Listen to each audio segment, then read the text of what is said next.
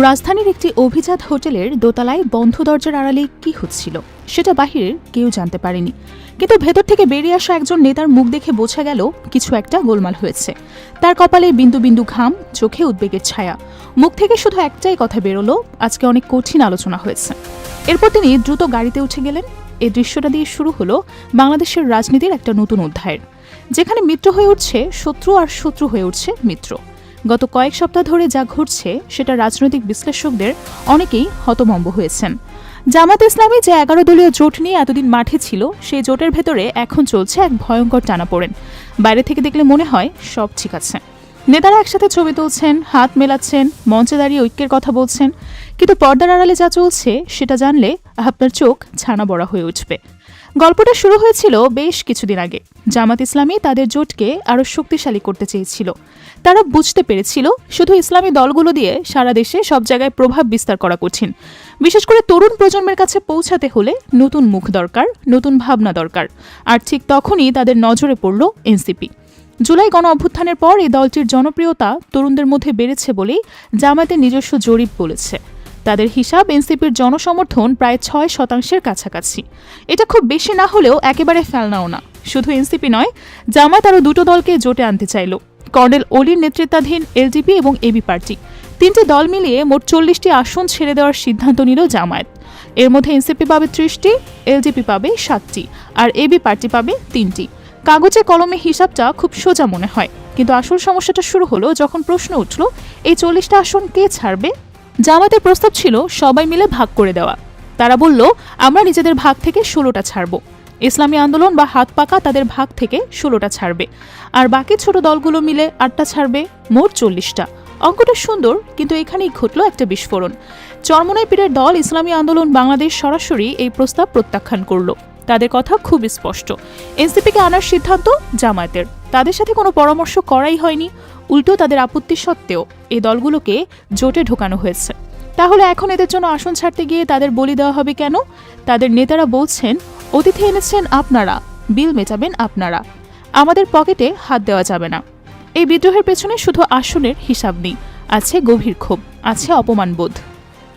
ইসলামী আন্দোলনের নেতারা মনে করছেন তাদের সাথে বিশ্বাসঘাতকতা করা হয়েছে। তারা প্রথম থেকেই 75টা আসন চেয়েছিলেন, কিন্তু অনেক আলোচনার পর সমঝোতা হয়েছিল 50টায়। এখন সেখান থেকেও যদি 16টা কেটে নেওয়া হয়, তাহলে তাদের হাতে থাকে মাত্র 34টা। দেশের অন্যতম বৃহৎ ইসলামী দল হিসেবে এটা তাদের কাছে সত্যি অপমানজনক। কিন্তু গল্পটা এখানেই শেষ না, আসল টুইস্ট আসছে। এনসিপি জামায়াতের সাথে আলোচনায় বসে একটা শর্ত দিয়েছে, যেটা শুনলে আপনি অবাক হবেন। তারা বলছে জোটে তাদের দ্বিতীয় বৃহত্তম দল হিসেবে স্বীকৃতি দিতে হবে। এর মানে কি দাঁড়ায়?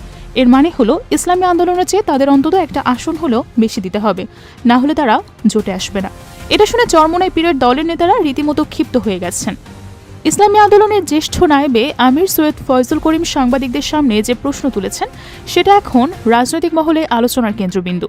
তিনি জিজ্ঞেস করেছেন, সারা দেশে এনসিপির ভোট কত, তাদের সাংগঠনিক শক্তি কি? তার যুক্তি হলো, ফেসবুকের লাইক আর ব্যালট বক্সের ভোট এক জিনিস না। যে দলের ইউনিয়ন পর্যায়ে কমিটি নেই, তাদের প্রার্থী পাওয়াই কঠিন। তারা কিভাবে চরমোনাইয়ের চেয়ে বেশি আসন দাবি করে?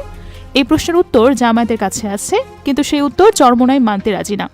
জামায়াত মনে করছে জুলাই গণ অভ্যুত্থানের সেন্টিমেন্ট এখনও তাজা আছে। তরুণ ভোটারদের কাছে এনসিপির একটা আলাদা অবদান আছে, যেটাকে তারা ক্যাশ করতে চায়। কিন্তু এই ক্যাশ করতে গিয়ে তারা পুরনো বন্ধুদের হারাতে বসেছে। শুধু ইসলামী আন্দোলন নয়, খেলাফত মজলিসও একই সুরে কথা বলছে। মামুনুল হকের নেতৃত্বাধীন এই দল প্রথমে 22টা আসন চেয়েছিল, জামায়াত 13টায় রাজি হয়েছিল। কিন্তু এখন এনসিপিকে জায়গা দিতে গিয়ে জামায়াত বলছে 13 থেকে 2টো কমিয়ে 11তে আসতে। এনসিপিকে 30টা দেবেন। নিজামী ইসলামী পার্টি আর খেলাফত আন্দোলনের নেতাদের মুখেও একই কথা। তারা বলছেন, আমরা দুর্দিনে পাশে ছিলাম, আর এখন এনসিপি বা এবি পার্টি শেষ মুহূর্তে এসে ক্রিম খেয়ে যাবে, আর এটা কোনোভাবেই মেনে নেওয়া যাবে না। পরিস্থিতি এখন এতটাই উত্তপ্ত যে জোটের ভেতরে একটা অঘোষিত যুদ্ধ চলছে। এটাকে বলা হয় ইগো ফাইট বা মর্যাদার লড়াই। একদিকে এনসিপি চায় তারা জোটের দ্বিতীয় বৃহত্তম দল হবে, অন্যদিকে ইসলামী আন্দোলন কোনোভাবেই এটা মানতে রাজি না। তারা মনে করছে একটা ভাইরাল দলকে তাদের মাথার উপরে সত্যি চেপে বসানো হচ্ছে, আর জামায়াত পড়েছে মাঝখানে। শ্যাম রাখি না কুল রাখি, এই দোটানায় আছে তারা। এখন আসা যাক মাঠের বাস্তবতায়। কাগজে কলমে জোট হলেও মাঠে যা ঘটছে সেটা দেখলে বোঝাই যায় সিচুয়েশন কতটা ভয়াবহ। জামায়াত নমিনেশন দিয়েছে 276টা আসনে। ইসলামী আন্দোলন দিয়েছে 268টায়, মানে প্রায় প্রতিটা আসনেই জোটের দুই প্রধান শরিক মুখোমুখি দাঁড়িয়ে আছে। জামায়াত সেসব আসন এনসিপি বা এবি পার্টিকে ছেড়ে দিয়েছে, সেখানেও ইসলামী আন্দোলনের প্রার্থী রয়ে গেছে, তারা সরতে রাজি না। হাতপাখার প্রার্থীরা খোলাখুলি বলছে, কেন্দ্র যাই বলুক মাঠ ছাড়ব না। একটা উদাহরণ দিলে বিষয়টা ক্লিয়ার হবে। জামায়াত এবি পার্টির জন্য ফেনী 2 এবং বরিশাল 3 আসন ছেড়ে দিয়েছে, কিন্তু সেখানে যদি ইসলামী আন্দোলন তাদের প্রার্থী না তোলে তাহলে এবি পার্টি কি জিততে পারবে? জামায়াতের ভোট হয়তো তারা পাবে, কিন্তু চরমোনাইয়ের ভোট না পেলে তাদের জামানত বাজেয়াপ্ত হওয়ার আশঙ্কা রয়েছে।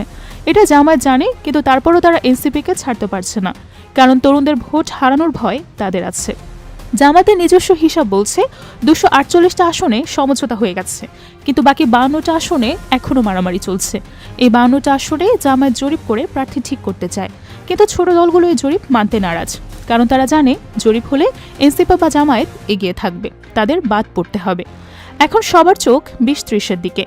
এটা প্রার্থীতা প্রত্যাহারের শেষ দিন।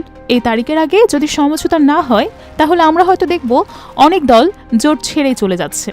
জামাতের একজন জ্যেষ্ঠ নেতা নাম বলছে 248টা আসনে সমঝোতা হয়ে গেছে, কিন্তু বাকি 52টা আসনে এখনও মারামারি চলছে। এখন সবার কাছেই হিসাবটা গড়মেলে। সবার চোখটা এখন 20 তারিখের দিন। এই পুরো পরিস্থিতি বিশ্লেষণ করলে কয়েকটা জিনিস পরিষ্কার হয়ে যায়। প্রথমত, জামায়াত একটা বড় জুয়া খেলছে। তারা তরুণদের ভোট পেতে এনসিপিকে জোটে এনেছে, কিন্তু এটা করতে গিয়ে তারা পুরনো মিত্রদের চটিয়ে দিয়েছে। দ্বিতীয়ত, চরমোনাইয়ের ভোট মাঠের ভোট। সারা দেশে তাদের একটা শক্তি সাংগঠনিক কাঠামো আছে, এই ভোট হারানো মানে নির্বাচনের বড় ক্ষতি। তৃতীয়ত, এনসিপির ভোট এখনো প্রমাণিত না। সোশ্যাল মিডিয়ায় জনপ্রিয়তা আর ব্যালট বক্সে ভোট এক জিনিস না।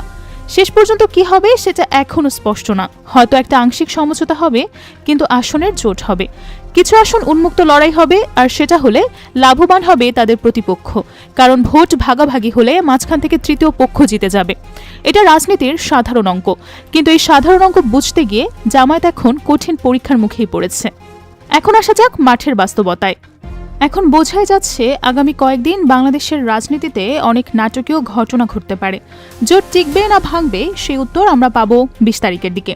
ততদিনে আমাদের অপেক্ষা করা ছাড়া আর কোনো উপায় নেই। তবে একটা কথা নিশ্চিত করে বলা যায়, রাজনীতিতে স্থায়ী বন্ধু বা স্থায়ী শত্রু বলে কিছুই নেই, শুধু আছে স্থায়ী স্বার্থ। আর সেই স্বার্থের টানাপোড়েনেই আজ জামায়াত পড়েছে এক ভয়ঙ্কর সংকটে।